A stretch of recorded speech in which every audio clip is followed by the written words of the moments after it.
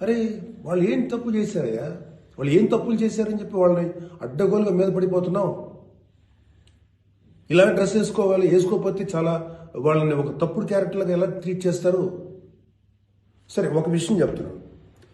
ప్రపంచవ్యాప్తంగా ఉన్న విషయం ఏంటంటే ఆడపిల్లల మీద జరిగేటువంటి అట్రాసిటీస్ వాళ్ళు వేసుకున్న వస్త్రధారణ మీద కాదు, మగవాడి యొక్క క్రూరత్వం, మగవాడి యొక్క బలం, పశు బలం, వీటి మీద దీనికి తగ్గట్టుగా వాడి పశుబలానికి వాడి క్రూరత్వానికి తగ్గట్టుగా ఆడపిల్లలు బలైపోతారు తప్ప ఏ ఆడపిల్ల కూడా వస్త్రధారణ మీద అవ్వలేదు. ఇది మిత్.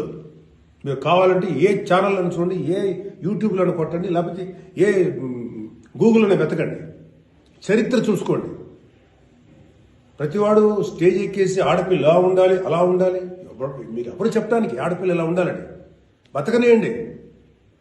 ఏ మగవాడితో సమానంగా బతికే హక్కు లేదా ఆడపిల్లలకి? ఏ వాళ్ళకి నచ్చిన డ్రెస్ వేసుకునే హక్కు లేదా?